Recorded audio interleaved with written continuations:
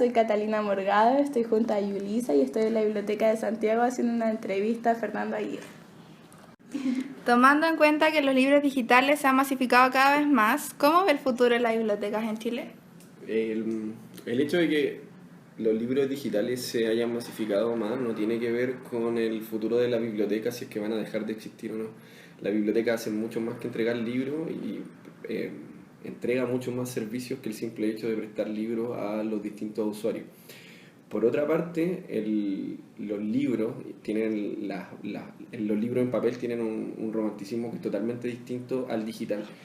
Y por otra parte, si bien se masificaron los libros digitales, la tecnología no se ha masificado completamente, menos en un país como Chile. No existe en su mayoría gente que porte como distintos elementos, distintas herramientas que le permitan a la gente leer a través de libros digitales o ebook, solo su celular podría ser. Otros elementos no existen dentro de la cultura chilena, comprar elementos como para poder leer. De hecho, en Chile se lee poco. Por tanto, yo creo que el hecho de que existan libros digitales no va a terminar con las bibliotecas, con la existencia de las bibliotecas, pero principalmente creo yo es porque existen otros servicios asociados a las bibliotecas. Nosotros acá no solamente tenemos libros, sino que además se catalogan los libros, se ve qué tipo de libros se traen, qué tipo de libros se compran, cuáles son los libros que más pide la gente, cuáles son los libros que también pueden ser útiles para la comunidad, no solo los que más se leen, sino que también cuáles pueden ser útiles para la comunidad, para los usuarios. Por tanto, el hecho de que exista o que haya una masificación de los libros digitales no significa de que vaya a terminar una biblioteca. La biblioteca tiene actividades todos los días, tiene clubes de lectura, tiene actividades de gestión cultural, obras de teatro, todos los fines de semana. Por tanto, esto es mucho más que una biblioteca. Mucho más que, una biblioteca que hace mucho más que prestar libros. ¿Cuántas secciones existen aproximadamente dentro de la biblioteca y cuál de ellas es la más requerida? Existen sala infantil, juvenil, literatura, colecciones generales, letras en género, la guaguateca, gestión cultural, que son las distintas unidades que programan todas las actividades que se realizan dentro de la biblioteca. El solo hecho, por ejemplo, de que exista gestión cultural, ya volviendo a la primera pregunta, ya son actividades que no tienen nada que ver con libros, que tienen que ver justamente con actividades culturales, con animación cultural que se hace dentro del contexto del espacio de la biblioteca, que se proyecta para los propios usuarios para que puedan aprovechar del espacio. La sección que es más requerida dentro de la biblioteca tiene que ver justamente con el préstamo de libros, pero no solamente se realiza eso. De hecho, el mayor número de personas que participan dentro de la biblioteca es préstamo y por otra parte las actividades culturales que se realizan asociadas a la biblioteca. Pero la biblioteca, como les dije, no solamente entrega el uso y el préstamo de libros, sino que además, por ejemplo, presta herramientas, presta instrumentos musicales. Entonces, es mucho más que simplemente el hecho de entregar y devolver un libro, es mucho más que eso. Ahora bien, ¿cuál es la más requerida? A mi juicio, son dos, que tienen que ver como con los números que manejamos nosotros también, que es de literatura, y que es la sección de literatura, y la otra es de gestión cultural, que son donde hay más usuarios viniendo a la biblioteca para poder ocupar esos libros o para poder venir a las actividades que se realizan a través de gestión cultural. ¿Son responsables los usuarios a la hora de entregar los libros en caso de que no lo sean? ¿Cuál es el castigo que se les da?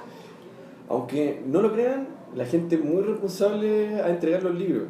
Obviamente no todos lo son y siempre se atrasan, pero hay distintas formas de poder renovar el préstamo del libro o el préstamo de instrumentos musicales o el préstamo de los distintos materiales que se utilizan. Por ejemplo, se puede llamar por teléfono y se puede renovar un préstamo. Se puede entrar por internet y se puede renovar un préstamo. Por tanto, están todas las facilidades para que lo puedan hacer. ¿Como para aplazarlo? Como para poder aplazarlo. A eso me refiero con renovación. O uno le entregan una fecha y uno puede ir renovando constantemente esa fecha como para no atrasarse. Sin embargo, obviamente siempre hay personas que se atrasan y hay personas que se atrasan porque simplemente no vinieron a entregar el libro o porque tuvieron algún problema. En ese sentido, existen dos formas de poder compensar ese atraso. Más que un castigo, una compensación. Y esa compensación tiene que ver con días durante los que no pueden sacar libros o pueden pagar una multa para poder volver a sacar libros. De todas maneras, una multa muy barata, que son 100 pesos diarios. Entonces, es una multa muy barata, y que toda la gente cuando viene acá, por lo general, trae los libros con los que tiene multa, paga la multa e inmediatamente saca otros libros. La gente, por lo general, es mucho el movimiento de libros. Cada vez que viene, se lleva libros, y cada vez que los viene a dejar, se lleva otros más. Esta biblioteca está capacitada para recibir a todo tipo de usuarios. Cuenta con sistema braille, con rampas para discapacitados y... La inclusión es muy importante dentro de la biblioteca. De hecho, por ejemplo, dentro de las secciones que yo les comenté, que como esta es una biblioteca regional, es la Biblioteca Regional de Santiago, de la región metropolitana, cuenta con muchas formas de inclusión de todos los usuarios que puedan venir hacia acá. Por ejemplo, no solamente hablamos con usuarios con capacidades distintas, como por ejemplo los ciegos, que sí tienen sistema de braille en distintas partes, y en algunas partes de la sala incluso existe sistema de braille donde tenemos los libros. También existen audiolibros, donde por ejemplo los ciegos pueden sacar su audiolibro, y en vez de tener a alguien que los lea o leerlo en braille, pueden tener estos audiolibros.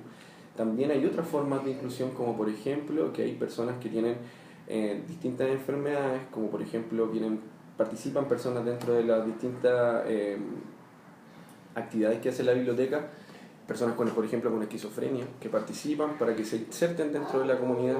También existen rampas de acceso, está la rampa de acceso en la reja, está la rampa de acceso aquí en la entrada, y algo que por ejemplo siempre le llama la atención a los usuarios, que parece que es algo no muy común, es que los ascensores siempre están funcionando.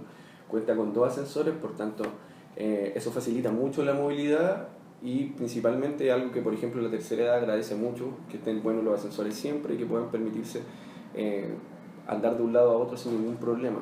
Existe un proyecto de una sala para tercera edad específicamente para ellos, existe una guaguateca que es para niños menores de 4 años, por tanto la inclusión es algo aquí súper importante que se desarrolla en el día a día. ¿Cómo se financia este servicio? La biblioteca es financiada por el Estado. Depende directamente de la DIVAM, y la DIVAM pertenece al Sistema Nacional de Bibliotecas Públicas, y a través de esos sistemas la Biblioteca de Santiago recibe su financiamiento. Esta es una biblioteca que es del Estado, por tanto del Estado, es una biblioteca pública, la que no cobra por su servicio. Nosotros no cobramos, por ejemplo, por inscripción para prestar libros, instrumentos musicales, herramientas, ni para todas las actividades que se realizan acá dentro de la biblioteca, que son muchas durante toda la semana y durante todo el año. Son actividades que son totalmente gratuitas. ¿Qué otro tipo de servicios ofrecen aparte de los libros? Como les decía antes, préstamos de libros, actividades culturales, préstamos de herramientas de trabajo, préstamos de instrumentos musicales, audiolibros, préstamos de cuadros también. Entonces son mucho más que el simple hecho de prestar libros. Y por otra parte son actividades, yo creo que es lo que más desarrolla la biblioteca, y algo como que llama mucho la atención, porque todos esperan una biblioteca que sea muy pasiva, donde no se pueda realizar muchas cosas, donde tiene que estar todo en silencio, y esto es una biblioteca muy distinta y llama la atención por eso. Tiene por ejemplo una sala más 18 que es exclusivamente para personas mayores de 18 años, donde hay material para gente mayores de 18 años, hay una guaguateca donde vienen papá y mamá y familiares con sus niños, donde se puede trabajar con ellos, y hay cuentacuentos, por tanto hay muchas cosas que se pueden hacer aquí en esta biblioteca. Y finalmente, ¿qué tipo de usuarios son los que más asisten a la biblioteca? Diría que el principal tipo de usuario que podría venir a la biblioteca es un usuario que gusta de leer, o que tiene que leer por obligación, digamos, por lo que estudia o por lo que trabaja, y que están constantemente investigando en la biblioteca. Ese es como un tipo de usuario. Y el otro tipo de usuario, que también viene mucho, que no por eso es menor, es el usuario que viene a aprovechar las distintas actividades que se realizan acá. El número de, por ejemplo, personas mayores de 60 años, de la tercera edad, que vienen a la biblioteca es muy grande, porque durante las mañanas se realizan actividades, por ejemplo, particularmente para ellos. El número, por ejemplo, de mamás y papás que vienen con sus niños a la guaguateca es súper grande también, porque vienen actividades que son particularmente para ellos. Y es muy complejo poder diferenciar entre los usuarios que vienen durante la semana al préstamo o utilización de los libros y el espacio de la biblioteca a algunos que vienen a actividades muy particulares durante los fines de semana. Por ejemplo, una obra de teatro, una actividad, una feria que se realiza el fin de semana y que pueden venir 1.000, 2.000, 3.000 personas en un día, en una tarde. Entonces poder diferenciar entre uno y otro usuario es muy complejo porque tiene que ver con el control que podemos tener del número de esos usuarios, que por ejemplo acá tenemos contadores de personas para nosotros saber cómo se mueve la gente y en qué lugares van más personas y en qué lugares van menos personas. Sin embargo, el control de, por ejemplo, la explanada no lo tenemos, que es donde se realizan las actividades con mayor número de personas, o en el auditorio, donde se realiza una actividad que por lo bajo tiene 100 personas, 200 personas. Tiene hartas personas. Y eso, gracias por ¿Eso? la entrevista, por recibirnos los lunes. De nada, me hicieron pasar 25 minutos de mi vida muy rápido, así que excelente. Queremos agradecer a Fernando Aguirre por ser tan amable a contestar nuestras preguntas. También queremos lamentar la falta de dos de nuestras compañeras, Catalina Gatica y Josefina Aranguis, que por motivos de fuerzas mayores no pudieron acudir hoy a la entrevista.